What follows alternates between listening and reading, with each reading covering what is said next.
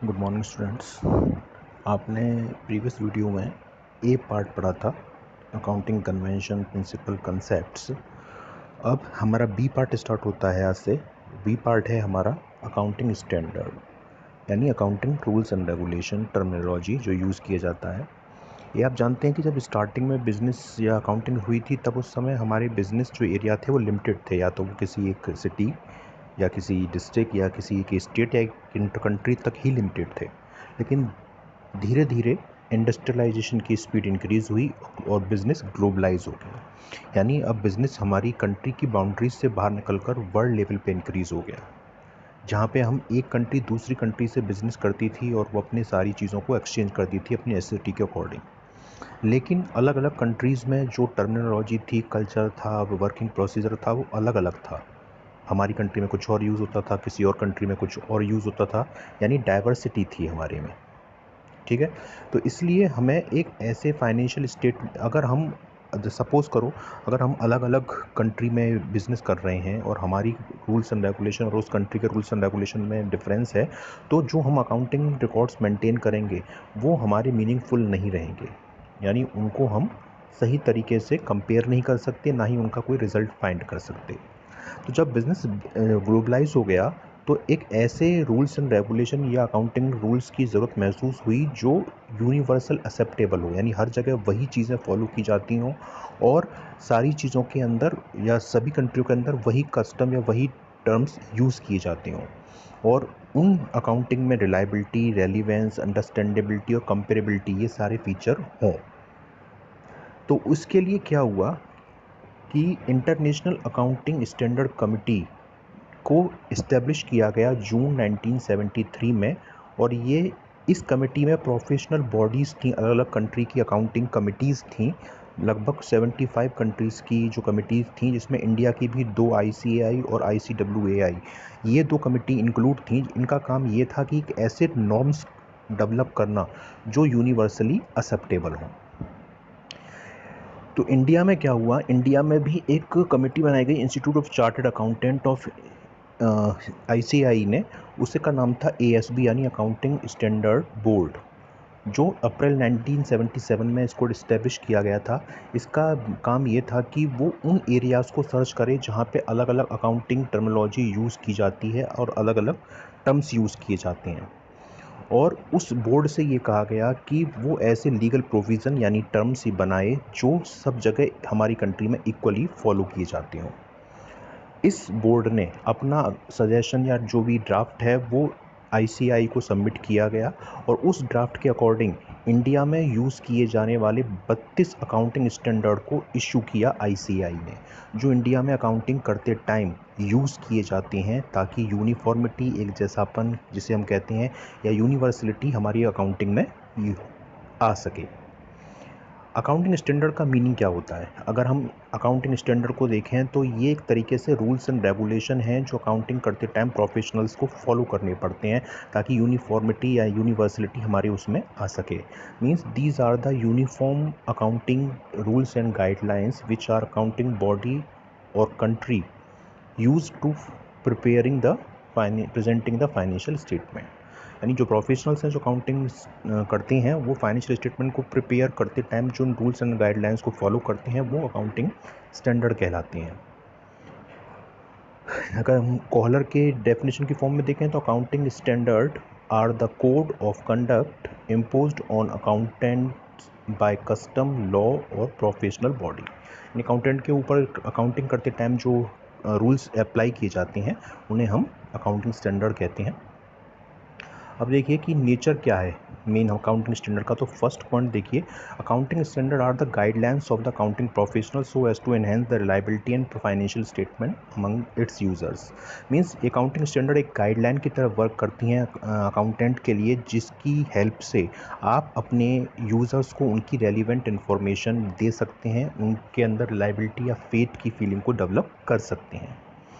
Second है, the basic objective of accounting standard is to bring uniformity in accounting practice. जो मैंने बताया कि अगर आप अकाउंटिंग स्टैंडर्ड को फॉलो करेंगे तो आपकी अकाउंटिंग प्रोसीजर में यूनिफॉर्मिटी आएगी, क्योंकि आप और आपकी जैसी ही दूसरी फर्म भी सेम अकाउंटिंग प्रोसीजर फॉलो कर रही होंगी, जिससे आपका कंपैरिजन करने का जो मोटिव है वो ईजिली पूरा हो सकता है, चाहे वो अपनी ही फर्म की पास्ट परफॉर्मेंस से करें या अपनी ही जैसी किसी सिमिलर दूसरी फर्म से। थर्ड है the accounting standard are mandatory. ये मैंडेटरी कहीं कंपलसरी फॉलो होते हैं, अगर आप इन रूल्स को फॉलो नहीं करेंगे तो उन अकाउंटिंग रिकॉर्ड्स को वैलिड नहीं माना जाता है। फोर्थ है with the change of economic environment and law the nation of accounting standard are subject to change from time to time. Means ऐसा नहीं है कि आपने एक बार रूल्स एंड रेगुलेशन बना दिए तो ये अनचेंजेबल हैं, जैसा बिजनेस एनवायरनमेंट में चेंजेस आते हैं, लॉ चेंज होता है, तो इन अकाउंटिंग स्टैंडर्ड में भी टाइम टू टाइम चेंजेस किए जाते हैं, पर वो चेंजेस हमारे कंट्री के लॉ के ऊपर नहीं होते। और फिफ्थ है where alternative accounting practices are available accounting standard prescribe a preferred accounting practice, however management is free to use an accounting practice by giving suitable disclosure. जहाँ पे आपके पास कई मेथड्स होते हैं अकाउंटिंग करने के, कैलकुलेशन करने के, डाइवर्स ऑप्शंस होते हैं, वहाँ पर ये अकाउंटिंग स्टैंडर्ड आपको एक बेस्ट मेथड का सजेशन भी देते हैं, लेकिन आप सजेशन को माने ना माने ये मैनेजमेंट के ऊपर डिपेंड होता है।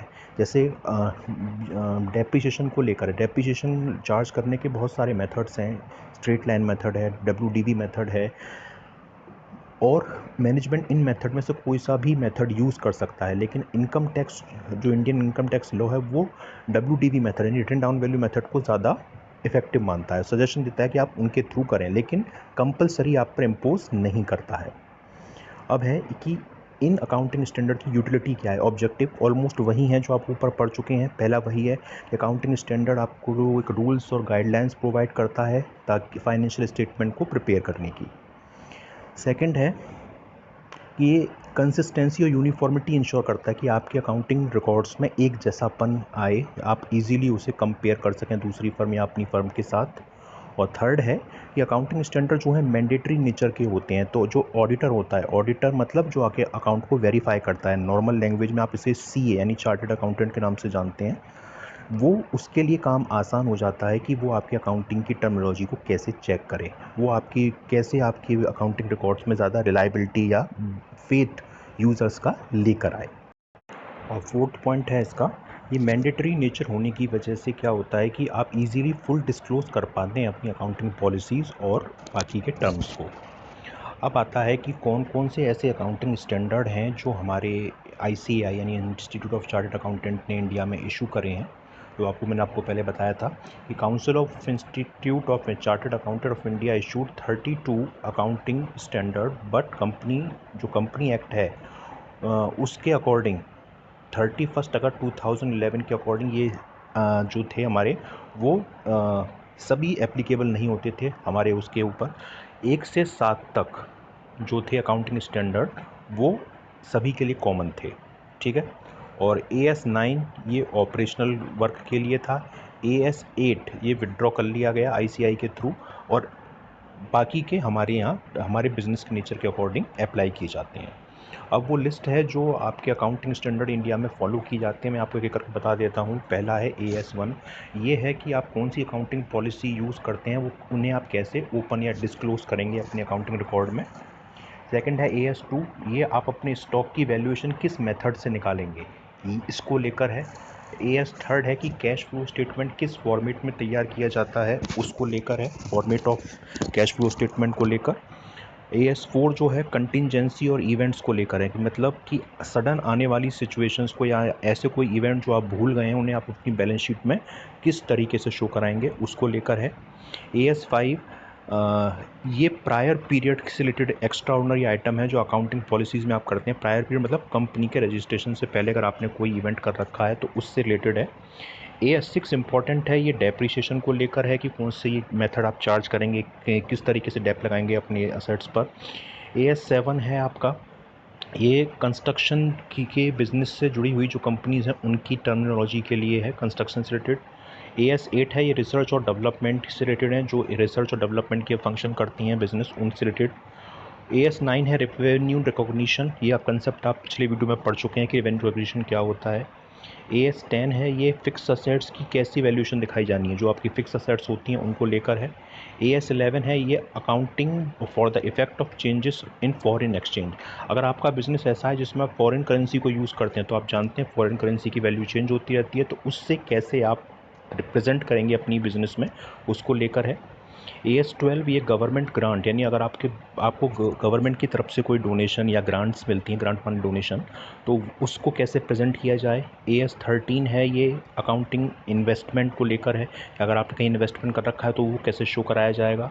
AS14 ये एमलगमेशन का मतलब होता है दो या दो से ज़्यादा कंपनियां जब आपस में मिल जाती हैं, टेक ओवर हो जाता है, तो उसे एमलगमेशन बोलते हैं। तो उसको कैसे आप अकाउंट को मर्ज करेंगे। 15 वाले में है कि रिटायरमेंट बेनिफिट अपने एम्प्लॉयज़ को कैसे आप देते हैं, मतलब पेंशन, ग्रेचुटी, इनकी कैलकुलेशन कैसे की जानी है। AS16 जो है वो है आपका बोरोइंग कॉस्ट, मतलब अगर आपने लोन वगैरह लिया है तो उसकी कॉस्ट को कैसे आप इंक्लूड करेंगे। सेगमेंट रिपोर्टिंग इन सबको मिलाकर कैसे शो कराया जाएगा। इसके अलावा AS18 में है पार्टीज रिलेटेड पार्टी डिस्क्लोजर, मतलब आपके बिजनेस में अगर कोई और पार्टी इन्वॉल्व है तो उसका पार्ट आप कैसे शो कराएंगे। AS19 लीज को लेकर होता है। लीज जगह आपने वर्ड सुना होगा पट्टा, जब लॉन्ग टर्म के लिए कोई ज़मीन वगैरह हम रेंट पर ले लेते हैं तो उसे लीज बोलते हैं, तो वो कैसे शो कराई जाएगी।